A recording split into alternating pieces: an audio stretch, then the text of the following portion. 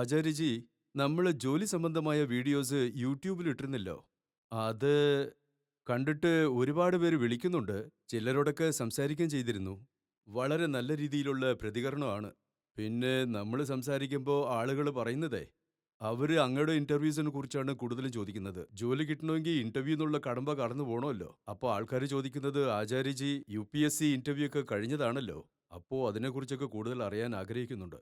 അപ്പോ അറിയാലോ, ആളുകൾക്ക് മെയിനായിട്ട് അറിയേണ്ട കാര്യം അത് തന്നെയാണ്. ആചാര്യജി യുപിഎസ്സി ഇന്റർവ്യൂ ഒക്കെ എങ്ങനെയാ അറ്റൻഡ് ചെയ്തതെന്ന്?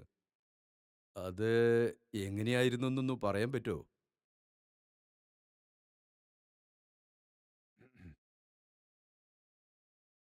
അതങ്ങനെ പ്രത്യേകിച്ച് പറയാൻ മാത്രമൊന്നുമില്ല.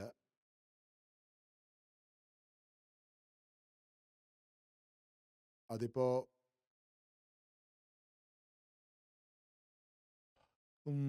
യുപിഎസ്സിക്ക് പ്രിപ്പയർ ചെയ്തുകൊണ്ടിരിക്കുമ്പോഴാണ്. അപ്പോ പ്രിലിംസ്, മെയിൻസ് അതൊക്കെ എഴുതുന്ന പരിപാടിയൊക്കെ നടക്കുക. ലോകത്തിന്റെ കാര്യം, ഭാരതത്തിന്റെ കാര്യം, പിന്നെ ഭരണഘടന, എല്ലായിടത്തും എന്തൊക്കെയാ നടക്കുന്നത്. അതിന് കറണ്ട് അഫയേഴ്സ് എന്നാണ് പറയുക. ഇത്തരം കാര്യങ്ങളെയൊക്കെ കുറച്ച് ഡീപ്പായിട്ട് മനസ്സിലാക്കാൻ സാധിച്ചു. പിന്നെ ആ ഒരു ടൈമിലൊക്കെ ഞാൻ ഡിറ്റർമിൻഡ് ആയിരുന്നു. ഉം. വളരെ സ്ട്രോങ് ആയിരുന്നു. അതായത് IAS അതാണ് എനിക്ക് ചെയ്യേണ്ടത്. പിന്നെ അത് ഞാൻ ചെയ്യുന്ന ഒരു കാഴ്ചപ്പാട് എൻ്റെതായ രീതിയിൽ തന്നെ ആയിരിക്കും. ലോകത്തിൻ്റെ ഒരവസ്ഥ എനിക്ക് വളരെ വ്യക്തമായിരുന്നു. അതിൻ്റെ ഒരു ചിത്രം മാറ്റേണ്ടതുണ്ട്. അതിനുവേണ്ടി എൻ്റെ ഈ IAS എനിക്ക് ഉപയോഗിക്കണം. പക്ഷേ അതിൻ്റെ തയ്യാറെടുപ്പുകളൊക്കെ എടുക്കാൻ തുടങ്ങിയപ്പോഴാണ് എനിക്ക് മനസ്സിലായത്, നമ്മൾ എന്താഗ്രഹിക്കുന്നോ അത് നേടാൻ ബ്യൂറോക്രസി ഒരു വളരെ നല്ല വഴി തന്നെയാണ്. അതിനേക്കാളും നല്ല വഴി എന്താണെന്ന് ആ സമയത്ത് മനസ്സിലാവുന്നുണ്ടായിരുന്നില്ല. എന്നാലും ചിന്തിക്കാൻ തുടങ്ങിയത് എന്താന്ന് വെച്ചാ, സർക്കാർ ജോലി ഉപയോഗിച്ചുകൊണ്ട് എന്തെങ്കിലും വിപ്ലവകരമായിട്ടുള്ള കാര്യങ്ങൾ നടക്കാൻ സാധ്യതയില്ല. അങ്ങനെ എനിക്ക് ഇന്റർവ്യൂവിനുള്ള കോള് വന്നു. അപ്പോഴേക്കും ഒക്കെ ഞാൻ മിക്കവാറും ഉദാസീനനായെന്നൊക്കെ പറയാം. ഉം. ഇൻഡിഫറൻ്റായി മാറിയെന്നും പറയാം. അതായത് ഈ സിവിൽ സർവീസിനോട് കേട്ടോ. കാരണം തയ്യാറെടുപ്പ് നടക്കുമ്പോൾ തന്നെ ഒരുപാട് സിവിൽ സർവീസിനെ പരിചയപ്പെട്ടിരുന്നു. അവരിൽ നിന്ന് കുറെ പഠിച്ചിരുന്നു. അവരുടെ വീട്ടിലും ബ്യൂറോക്രാറ്റ്സ് ഉണ്ടായിരുന്നു. അതുകൊണ്ട് അവരോട് സംസാരിച്ചിട്ടുണ്ടായിരുന്നു. അപ്പോ മനസ്സിലുണ്ടായിരുന്ന കുറെ ചിത്രങ്ങളൊക്കെ കൂടുതൽ തെളിയാൻ തുടങ്ങി. ലക്ഷ്യങ്ങൾക്ക് ജീവൻ വെച്ചു. അങ്ങനെ കോൾ വന്നപ്പോ എൻ്റെ ഉള്ളിൽ നല്ലൊരു ഉത്സാഹമുണ്ടായി വന്നു. എന്നാലും വലിയൊരു കാര്യമാണ്. ഉം. IASന്റെ ഇന്റർവ്യൂ അല്ലേ. അപ്പോ അത് അറ്റൻഡ് ചെയ്യണമല്ലോ. അങ്ങനെ ഞാൻ അതിരാവിലെ തന്നെ അവിടെ എത്തി എൻ്റെ ബൈക്കില്.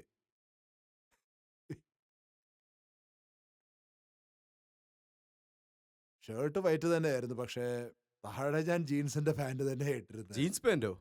അതെ, ഞാൻ ജീൻസ് പാന്റാ ഇട്ടിരുന്നെ. ആഹാ. അതിന് പ്രത്യേകിച്ച് ഉദ്ദേശമൊന്നും ഉണ്ടായിരുന്നില്ല.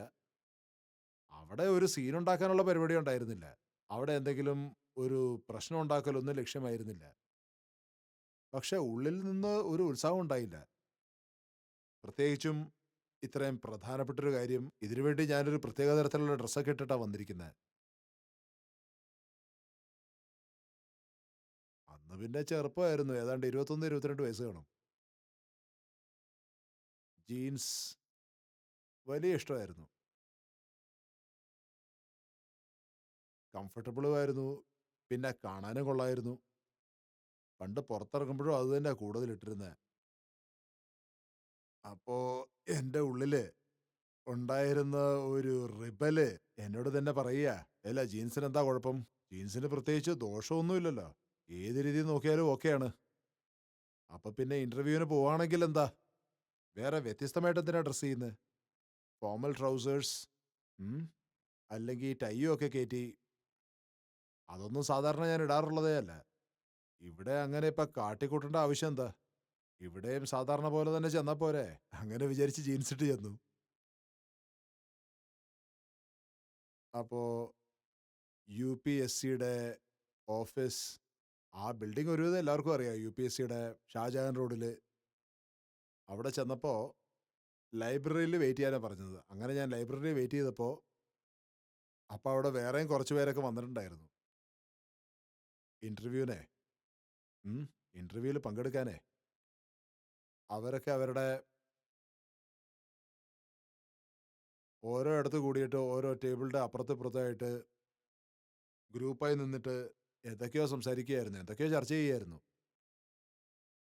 എന്നെ കണ്ടപ്പോ ഞാനും അവിടെ ഇന്റർവ്യൂവിന് വന്നതാണെന്ന് അവർക്കാർക്കും തോന്നിയിട്ടേ ഇല്ല. കാരണം ടൈയോ പാൻസോ അങ്ങനെ ഫോർമലായിട്ട് ഒന്നും തന്നെ ഞാൻ ഇട്ടിട്ടില്ല. ജീൻസൊക്കെ ഇട്ടിട്ട് ഒരുത്തൻ. അങ്ങനെ അവരുടെ കൂട്ടത്തിൽ നിന്ന് ഒന്ന് രണ്ട് പേര് അടുത്ത് വന്നു, പരിചയപ്പെട്ടു, എന്തൊക്കെ പറഞ്ഞു. പിന്നെ എന്റെ നമ്പറായി. ഇന്റർവ്യൂയിലേക്ക് ചെന്നു. അപ്പോ കുറച്ച് വലിയ ഇന്റർവ്യൂ പാനൽ തന്നെയായിരുന്നു. 6 8 പേരുണ്ടായിരുന്നു. കുറെ കൂടുതൽ ആളുകളുണ്ടായിരുന്നു. അപ്പോ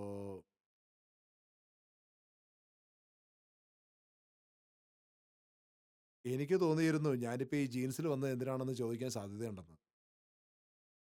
പക്ഷെ അവര് ചോദിച്ചില്ല. അതെനിക്ക് വളരെ ഇഷ്ടപ്പെട്ടു. എന്തുകൊണ്ടാന്ന് വെച്ചാല് അവരത് ചോദിക്കുമായിരുന്നെങ്കിൽ അവർക്കത് മനസ്സിലാവാത്തത് കൊണ്ടാണെന്ന് വരുമല്ലോ. അതുകൊണ്ട് ചോദിച്ചാണെന്നല്ലേ വരൂ. അപ്പോ ഒന്നും തന്നെ ചോദിക്കാതെ, പറയാതെ പറയുന്ന രീതിയിൽ അവരെന്നോട് പറയുകയാണ്. അവർക്കത് മനസ്സിലാവുന്നുണ്ട്. അതായത് എന്റെ മനസ്സില് എന്താണെന്നുള്ളത്, ഞാൻ എന്താ പറയാൻ ഉദ്ദേശിക്കുന്നതെന്ന്. ആദ്യം എനിക്ക് തോന്നിയത് ഇങ്ങനെ ഞാൻ വന്നിരിക്കുന്നത് കണ്ടിട്ട് ഇത് അവരെ അപമാനിക്കാൻ വേണ്ടിയാണെന്ന് അവര് കരുതുമെന്നായിരുന്നു. അങ്ങനെ എന്നെ 1, 2 മിനിറ്റ് കൊണ്ട് പറഞ്ഞയക്കുമെന്ന് കരുതി. ഞാൻ പിന്നെ എല്ലാത്തിനും റെഡിയായിരുന്നു. എന്താണെന്ന് വെച്ചാ അങ്ങനെ ആവട്ടെന്ന്. ഉം. പക്ഷെ അങ്ങനെയൊന്നും ഉണ്ടായില്ല. അവര് എന്നോട് ഒരുപാട് കാര്യങ്ങൾ സംസാരിച്ചു. എനിക്ക് തോന്നുന്നത് മണിക്കൂറോളം സംസാരിച്ചുന്നാ. സാധാരണഗതിയിൽ അങ്ങനെയൊന്നും ഉണ്ടാവാറില്ല. പിന്നെ അന്ന് രാഷ്ട്രീയ കാര്യങ്ങളെപ്പറ്റി സംസാരിച്ചു, കറന്റ് അഫയേഴ്സിനെ പറ്റി സംസാരിച്ചു. ഞാൻ ഇടയ്ക്ക് മിണ്ടാതിരിക്കുമ്പോൾ അവരെന്നെ വീണ്ടും കൂടുതലായിട്ട് സംസാരിപ്പിക്കാനാ ശ്രമിച്ചത്. പിന്നെ അവിടെ നമ്മളെ പറ്റിയിട്ടുള്ള ചില ഫോമൊക്കെ ഫില്ലപ്പ് ചെയ്ത് വെച്ചിട്ടുണ്ടാവും. അതിൽ എഴുതി കാണുമല്ലോ ഞാനീ കവിതകളൊക്കെ എഴുതുന്ന കാര്യം. അപ്പൊ അവരെന്നോട് കവിതകളൊക്കെ കേൾപ്പിക്കാൻ പറഞ്ഞു. അപ്പൊ ഞാൻ കവിതകൾ കേൾപ്പിക്കാൻ തുടങ്ങി. ആദ്യം അവരോട് കവിതയൊന്നും പറ്റില്ലെന്ന് പറയണമെന്ന് തോന്നി. കവിതകളൊക്കെ ഞാൻ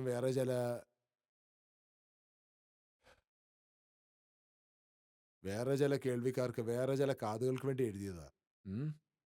നമ്മുടെ ഹൃദയത്തിൽ നിന്നുള്ളതാണ് ഈ കവിതകൾ.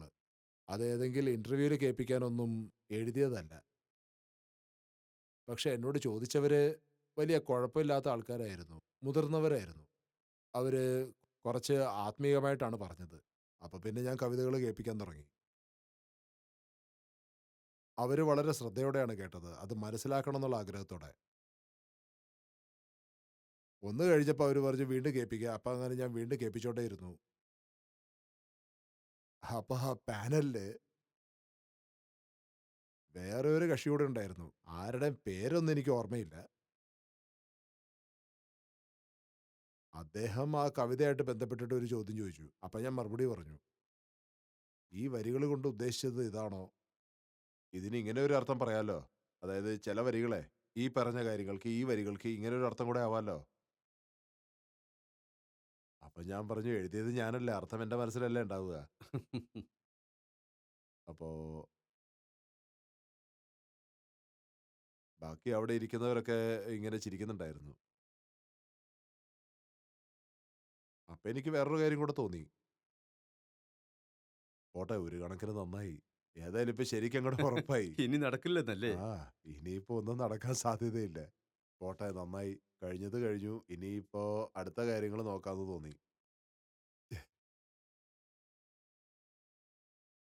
അങ്ങനെ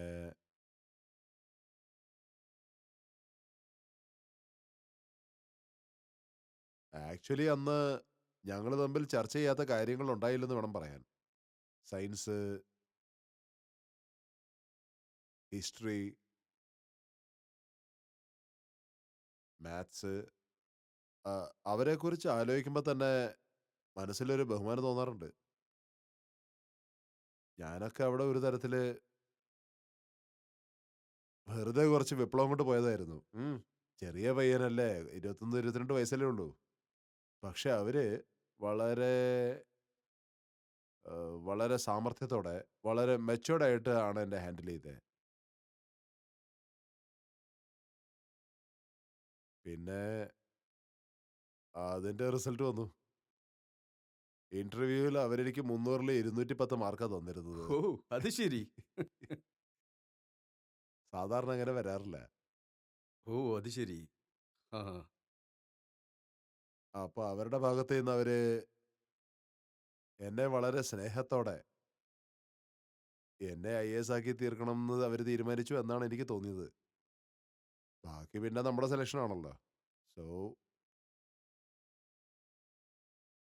പക്ഷേ ഈ സംഭവത്തിന് ശേഷം എന്റെ മനസ്സില് യുപിഎസ്സിയോടുള്ള ബഹുമാനം കുറച്ച് കൂടുകയാ ചെയ്തത്.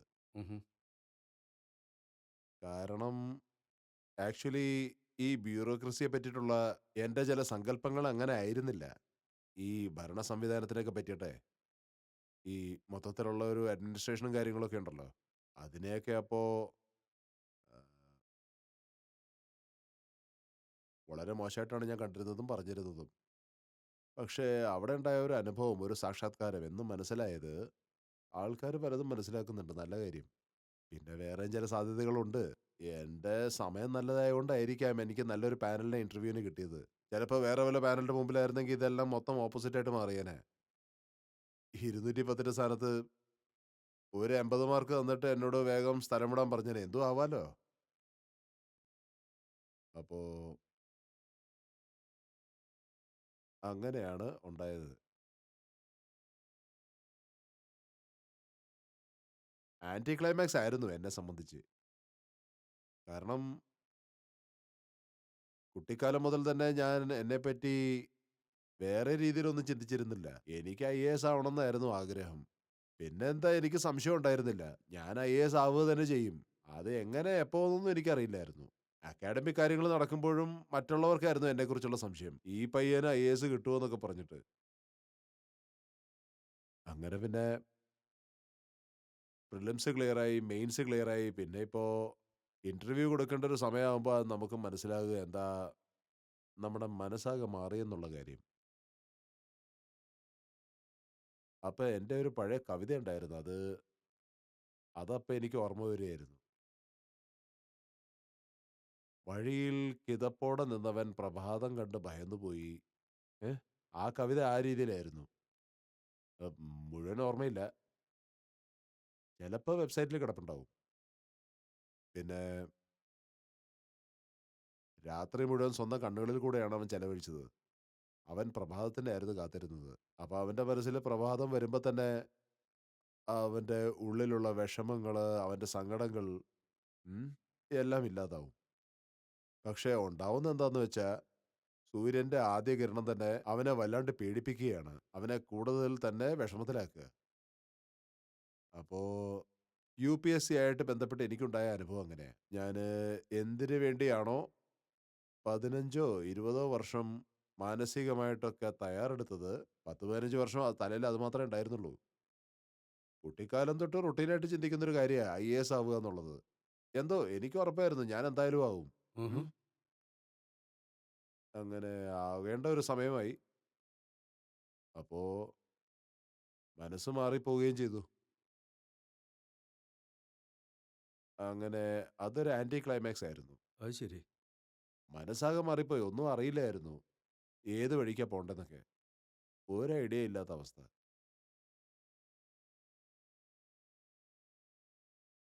എന്നാൽ അതിനേക്കാളും നല്ലൊരു വഴി മുന്നിൽ വന്നു. അതുകൊണ്ട് അത് വിടുന്നു. അങ്ങനെയല്ല. അതിനേക്കാളും മെച്ചപ്പെട്ട വഴിയൊന്നും മുന്നിലുണ്ടായിരുന്നില്ല. ഒന്നും വ്യക്തമായിരുന്നില്ല. ആകെ ആശയക്കുഴപ്പത്തിലായിരുന്നു.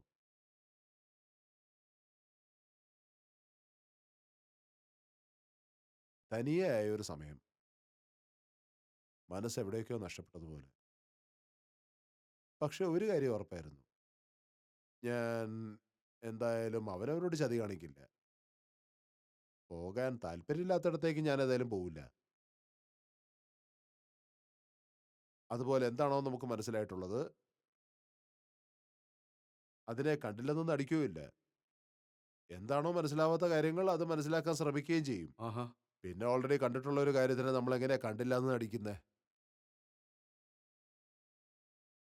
അപ്പോ അങ്ങനെയൊക്കെ ആയിരുന്നു. അങ്ങനെ അത്രയൊക്കെ തന്നെ പറയാനുള്ളൂ. അതിനപ്പുറം രസമുള്ള കാര്യങ്ങളൊന്നും ഉണ്ടാവില്ല. അതെ, ഒരുപാട് ചോദ്യങ്ങൾ വരുന്നുണ്ടേ. ഇനിയിപ്പോ എന്തായാലും ഈ വീഡിയോയ്ക്ക് ശേഷം ഇനി എന്തൊക്കെയാ വരുന്നതെന്ന് നോക്കാം. ചിലപ്പോ അങ്ങയുടെ ജീവിതത്തില് വേറെയും ഇന്റർവ്യൂസ് വന്നിട്ടുണ്ടെങ്കിൽ അതിനെക്കുറിച്ച് അറിയാനുള്ള താല്പര്യം പലർക്കും ഉണ്ടാകാം. അതെന്തൊക്കെയാ സാറേ? ഒന്ന് ഇന്റർവ്യൂസിന്റെ കാര്യം പറയാവോ? പറയുകയാണെങ്കിൽ എല്ലാം എന്നെ സംബന്ധിച്ച ഒരു അത്ഭുതം ആ, തന്നെയായിരുന്നു. അങ്ങനെ ഏഹ്? ഒരിക്കൽ ഇന്റർവ്യൂവിന് പോകുമ്പോ എന്താ സംഭവിച്ചേ? കാരണം ചില വ്യക്തികളെ സംബന്ധിച്ച അവസ്ഥ അങ്ങനെ ആയിരിക്കില്ല. അതൊരു തരത്തിലുള്ള പവർ പ്ലേ പോലെ ആയിരിക്കും. ഉം. ഒരു തരത്തില് ആപ്ലിക്കന്റ് ഒരു തരത്തിൽ സപ്ലിക്കന്റ് ആകുന്ന ഒരു അവസ്ഥ. മറുവശത്തിരിക്കുന്നവരാരായിരിക്കും? തൊഴിലുടമ. അപ്പൊ അതൊരു പ്രത്യേക സിമെട്രിക് പവർ സിറ്റുവേഷൻ ആയിരിക്കും. അങ്ങനെയുള്ള ഒരു അവസ്ഥ എനിക്ക് എപ്പോഴൊക്കെ ഉണ്ടായിട്ടുണ്ടോ, ഉണ്ടായിക്കൊണ്ടിരിക്കുന്നുണ്ടോ, നിങ്ങൾക്കത് രസകരമായിരിക്കും. ഉം. നമുക്ക് നേരിടേണ്ട ഒരാള് ശക്തിയിലായാലും സാമർഥ്യത്തിലായാലും നിങ്ങളെക്കാൾ വളരെ മുന്നിലാണെങ്കിൽ അങ്ങനെയുള്ളൊരു മത്സരമാകുമ്പോ അതിന്റെ രസം കൂടുമല്ലോ. ഉം. അതുകൊണ്ട് ഇന്റർവ്യൂസ് ഒക്കെ നല്ല മസാല ഉള്ളതായിരുന്നു. ഓ, ആഹാ.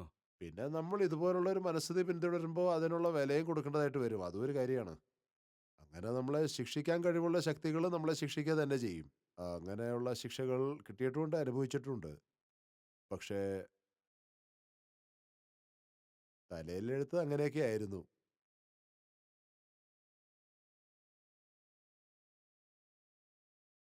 ഇപ്പോഴും അങ്ങനെ ഒരു അവസ്ഥ വരികയാണെന്നുണ്ടെങ്കിൽ ചിലപ്പോ